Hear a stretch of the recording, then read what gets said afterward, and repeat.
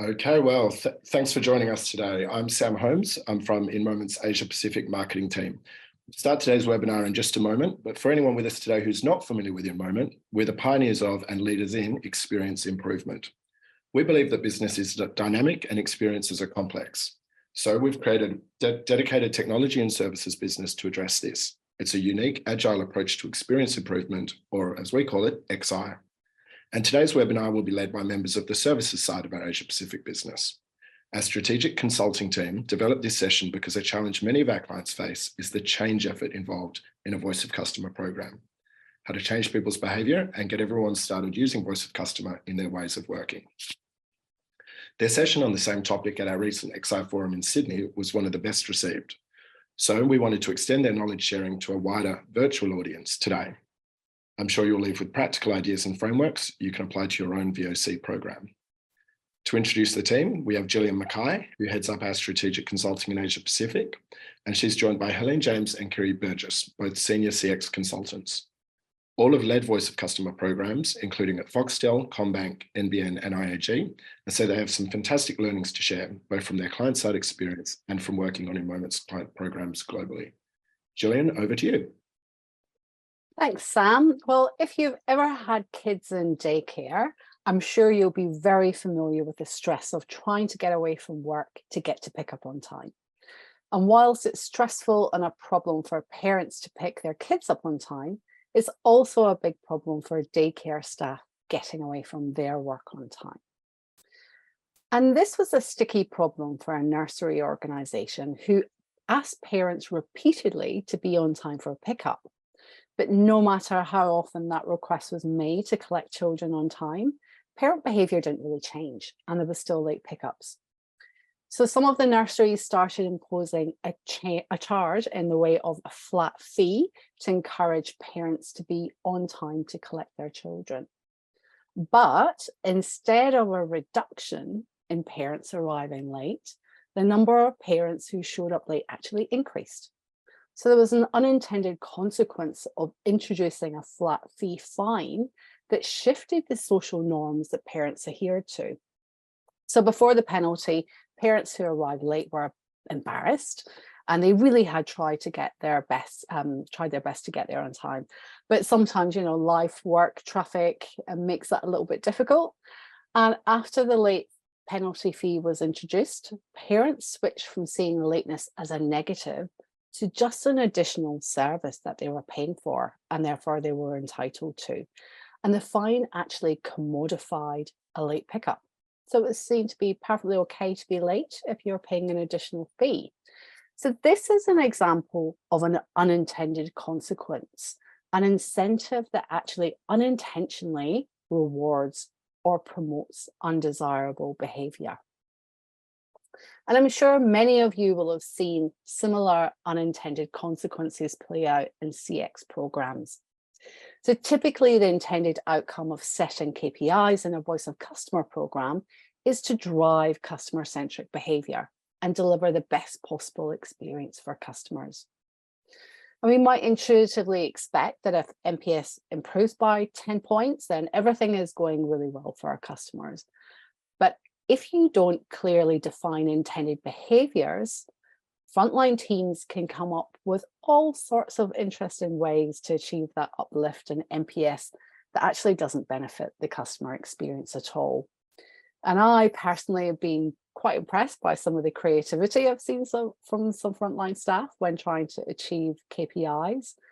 For example, I've seen frontline staff delete the email addresses of customers they think might give a bad score so that the customer doesn't receive an email survey. I've seen bribes being offered to customers to give a 10 out of 10. And I'm sure at some point everyone has heard the spiel that the person on the phone will get into trouble with their manager if they're scored an 8 because only a 10 will do. And this is why it's so important that when we're trying to drive change and trying to get people to do something differently, that we're very specific about what the behaviour we're looking for is. So if we're trying to drive a better CX and create customer-led behaviour, we need to be very clear about what that behaviour should look like. So rather than just setting a number as a KPI and hoping for the best. So what's really important in defining the desired behavior? And when looking to drive change and define behavior, we can get some guidance from the principles of behavioral science. Now, before we get into those principles, let's start with the basics of what exactly is behavioral science. Well, it's the study of human behavior. It aims to understand why people act the way they do and how they can be influenced to change behavior. And behavioral science draws on insights from a number of disciplines, including psychology, sociology, economics, and neuroscience. And the insights from behavioral science can be applied in many areas, such as public policy and healthcare, to design interventions that encourage desired behaviors and discourage harmful ones. So, for example, a hospital might use behavioral science insights to encourage patients to take their medication on time or to follow a healthier diet and lifestyle. And I'm sure you'll have seen plenty of examples of initiatives to drive behavior change during the pandemic. One of the big pushes was around effective hand washing. Now, we all know that we should wash our hands regularly, but sometimes best intentions don't always translate into action. A behavioral scientist came up with a number of ways to help us act on our best intentions to wash our hands regularly and correctly. And here's one example from the UK of making hand washing a little bit fun by pairing it with a song of your choice. Now, you might remember that the original behavioral change suggestion was to wash your hands for the duration of the song Happy Birthday. But let's face it, singing Happy Birthday to yourself in the bathroom is just a little bit weird. So this intervention allowed users to pair hand washing with a song of their choice and create their own visual on a website and share it. So this went viral and raised awareness of hand washing. Now, when it comes to attempting to drive behavior changes, the biggest challenge is that human behavior is just very complex and it's unpredictable. So human behavior, for the most part, is just not rational. And changing behavior involves processes and principles that are often the complete opposite to common sense and rationale. And most of our behavior is driven by non-conscious processes, which means basically that we are on autopilot. And in fact, 95% of our behavior is unconscious. So that means that the vast majority of things we do every single day, we do without actually thinking about it. So the biggest challenge in changing behavior is first becoming conscious of what we're not actually consciously aware of. So how can behavioral science help us with this challenge? Well, there are three key principles that can help us drive change more effectively. The first is defining the desired behavior. So being very clear about the end behavior you'd like to see.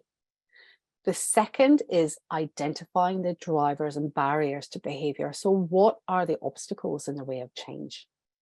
And the final step is designing interventions that will promote a change in behavior. So let's take a look at step one, that's defining the desired behavior. So we need to start with the definition of the desired behavior. So this is critical because it focuses on the outcome that we want to see. We need to determine who needs to do what differently and when. So when we're defining a behavior, we need to be concrete, we need to be precise and prescriptive. These clear descriptions are really critical to communicate with others what desirable or ideal behavior looks like. So how a behavioral instruction is worded really affects the likelihood that it will be followed. And for the best outcome, we should use a positive framing. So for example, wash your hands for as long as it takes to sing a verse of Taylor Swift's Shake It Off is instructional, positive, and tells us exactly what we need to do. And there's a useful behavioural science framework that can help us clearly define behaviour, and that's the ATTACT framework. So let me explain what this is. So the framework breaks down what we need to consider to clearly define behaviour. It's a bit like the old who, what, where, when framework, but it's got an extra what thrown in. So first we need to define the audience. So who is the specific group we're targeting? And then we need to define the target. So what the action is directed towards, so a person or a thing. So for example, this could be hands, hand washing.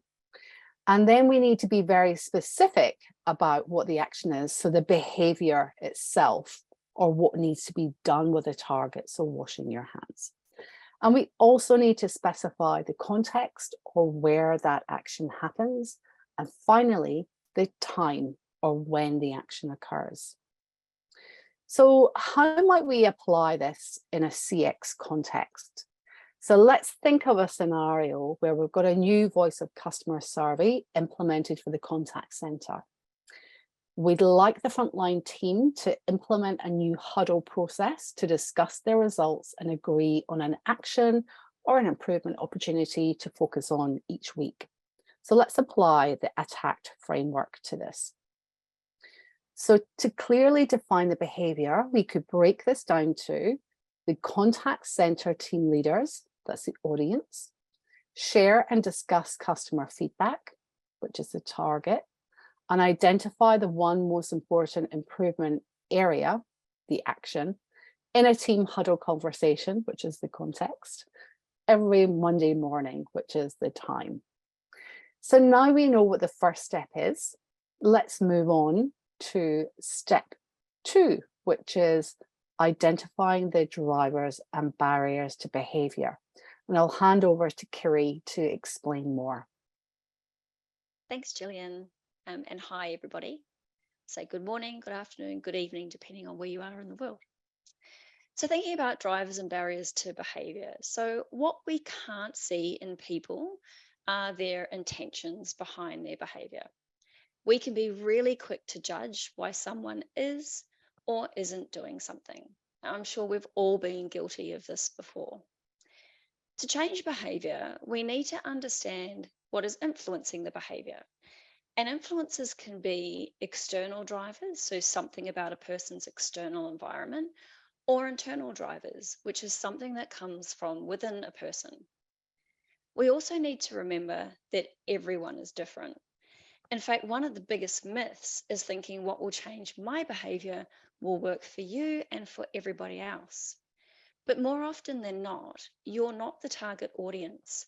And along with that, if you're already thinking about behaviour change, you're already in a very different mindset to those whose behaviour you still wish to change. Take an example of wanting some colleagues to read customer comments each morning so they can get a better understanding of their experience. It doesn't sound too hard, right? It's a simple list of comments, maybe emailed out each day, just to be across what customers are saying. But there's a vast number of barriers, and these could include maybe people think they don't have the time, or maybe they don't receive the email. Perhaps they couldn't open the email. Or maybe people actually think this is a fantastic idea, but there's just a lot of other urgent work that keeps getting in the way. There can be many different drivers and barriers to behaviour, but when you've identified the main one for your target audience, you're in a much better place to design a well-targeted change intervention. So what are these drivers of behaviour? Well, there are 8, and they fall into 2 categories. There are conscious drivers and there are unconscious drivers. So let's go through the conscious ones first. The first one on the list is attitudes, and this is thinking favourably or unfavourably about a behaviour. So think about the customer comment example I just gave. If I think favourably about reading customer comments each day, I'm much more likely to undertake that behaviour. And the opposite is true if my attitude is negative. There are social norms. So these are acceptable behaviours in a particular situation, such as an organisation. And people are much more likely to perform a behavior that others are performing, especially if those others are important people. So an example of using social norms is seeing and communicating that more senior colleagues discuss and consider the impact of new initiatives on customers than those who don't. The reason this is powerful is because the behavior of many influences the remaining few. Third on the list is capability, and this is the physical or psychological ability to undertake a behavior. Not surprising, people are more likely to adopt a behavior that is easy. So perhaps we've asked some colleagues to log into their Voice of the Customer platform, look at their team data, and identify one thing they could improve. But then maybe they don't know how to go about getting their team to actually make that improvement. In this example, they don't have the capability or the know-how to drive the required change. The last conscious driver is opportunity, and these are the factors that enable the behavior to be undertaken beyond the person. So if I follow the same example, we've asked colleagues to log into their Voice of the Customer platform and identify one improvement. Perhaps we haven't given them access to the platform, or maybe we haven't given them the right access. In this case, what's stopping them is a lack of opportunity to undertake the behavior because we haven't given them the right access. So there are also 4 unconscious drivers of behavior. Now, these are a little bit trickier because a person often can't tell you that these are impacting their behavior. But let's start with habits. So these are repeatedly performed behaviors that occur with very little thought or deliberation. And ideally, you want to create habits because they don't require thought and therefore they're more likely to happen. This is why regular cadences work so well. So that team huddle, always first thing on a Monday morning, or perhaps senior leadership meetings that at the start of every new quarter, they just occur. The next one is emotion. And this is our actual or anticipated feeling in response to performing a behavior. I'm sure it's no surprise that we're more likely to adopt a behavior that feels good and avoid the ones that feel bad. So let's take performing closed loop feedback as an example for this one, where employees contact customers to fix their issues and hopefully recover them. Negative emotion could be a barrier here for staff who are really worried about getting shouted at by irate customers. The third is context. So these are the structures and the architecture in the environment.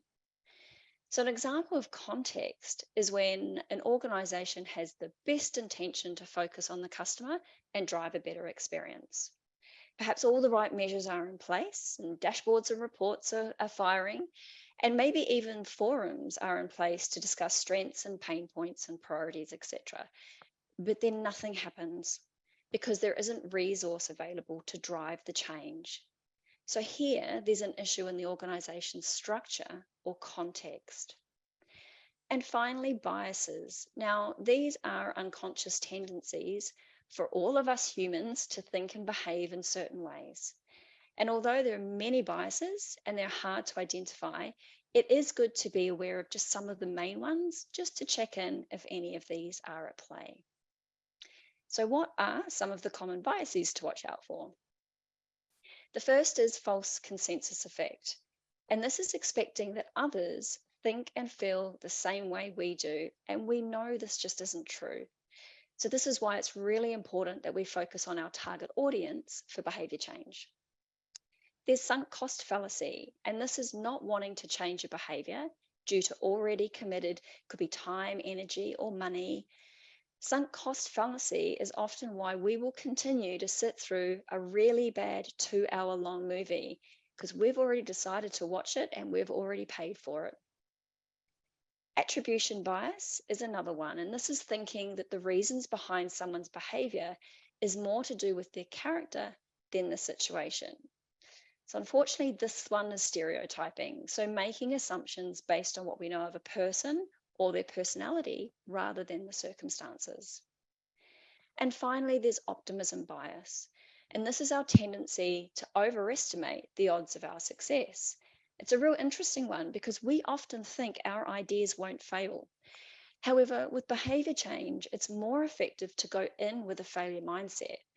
So really think about how the behaviour change can fail and what can be done in advance to minimise that from happening. Being aware of these and just checking in gives us a much better chance of success. So finally from me, 3 ways that you can identify the drivers and barriers to behaviour. And these include, the first one's discussing the behaviours with your target audience. So doing this can quickly reveal really useful insights, particularly if conscious drivers are at play.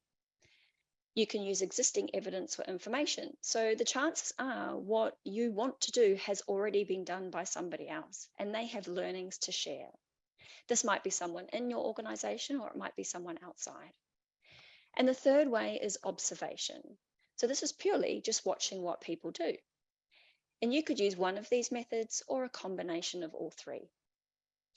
So with that, I'm going to hand you now over to Helene to talk you through the third and final step, which is designing behaviour interventions. Thanks, Kiri. So behaviour interventions are the activities to drive the desired behaviour change.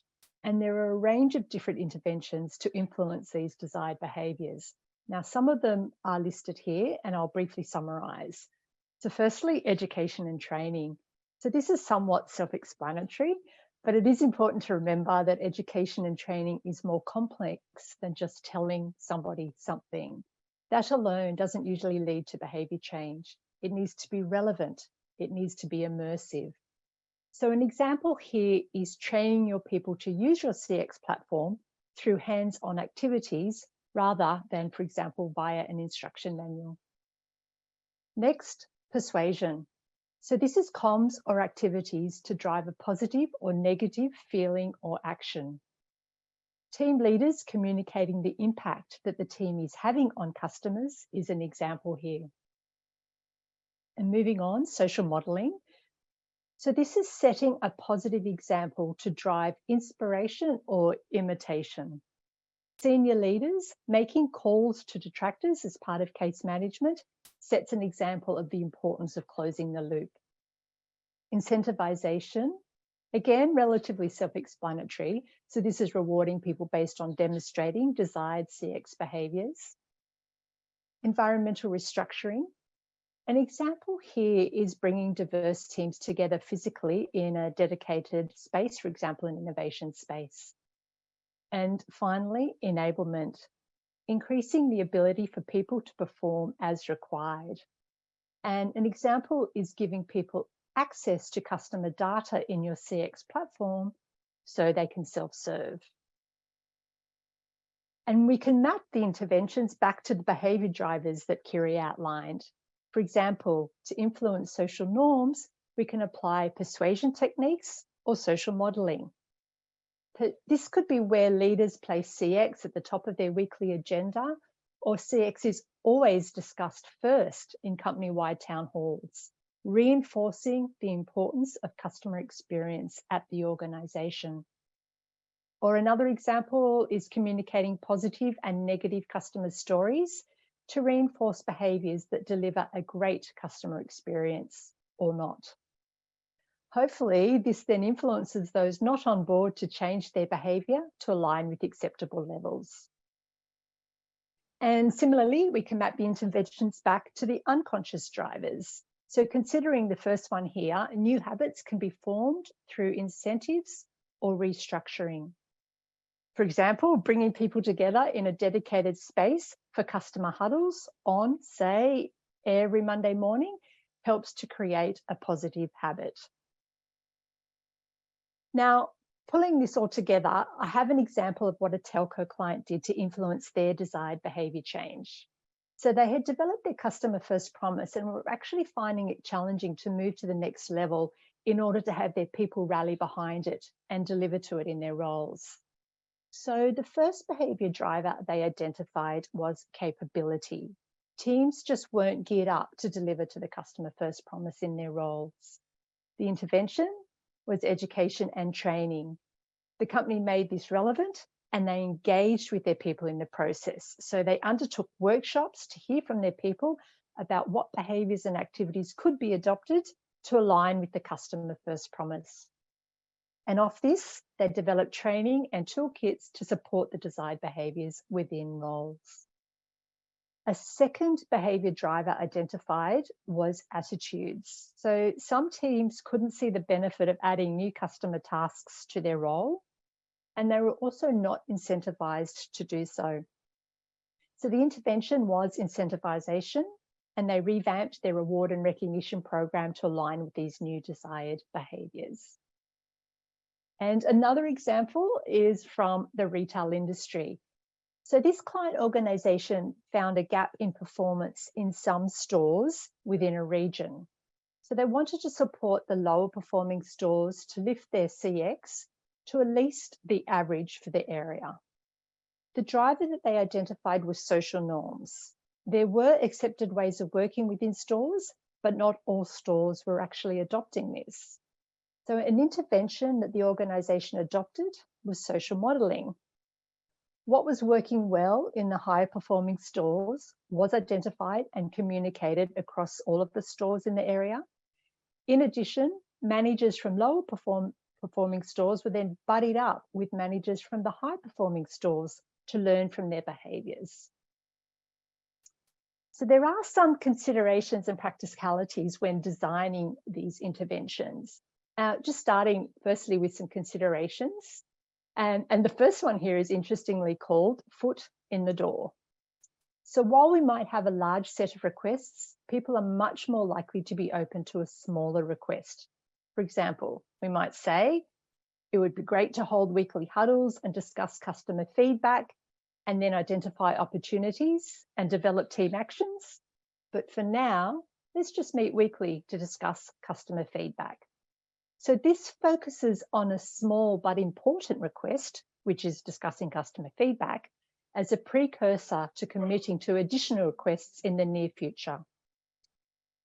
People are much more likely to commit to these additional or larger requests once they've agreed to the smaller ones, so start small.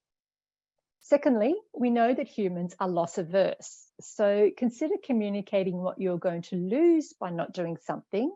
So this could be a financial loss or customer loss. For example, communicate how many customers could be lost by not implementing closed-loop feedback and what the impact could be on revenue. This is usually more effective than communicating what would be gained. And thirdly, punishment is less effective than reward. So focus on rewarding those great CX behaviours rather than perhaps reinforcing what is not working. It's the carrot and not the stick that's important. And moving on to some practicalities. At InMoment, we are strong advocates of co-design in many aspects of CX programs. And this also applies when designing behaviour change. So as part of this, engage with your different audiences, get their feedback, pilot and test assumptions and monitor. It's a continuous loop. And consider timing, because interestingly, times of upheaval or restructure are the best times to create intentional change. Often we're already thinking about how to do things differently, so layer behaviour change into this wherever possible. So today we've worked through the 3 key principles that can help us to drive change more effectively: defining the desired behaviour and being clear about the end behaviours you'd like to see, identifying the conscious and unconscious drivers and barriers to behaviour, and thirdly, designing interventions that align with the drivers to promote a change in behaviour. And finally, some key takeaways. A lot of behaviour is unconscious. We don't usually know what is driving or stopping a particular behaviour. For example, if it is a habit or if it's a bias. You are not the target audience. What might change your behaviour will not necessarily work for others.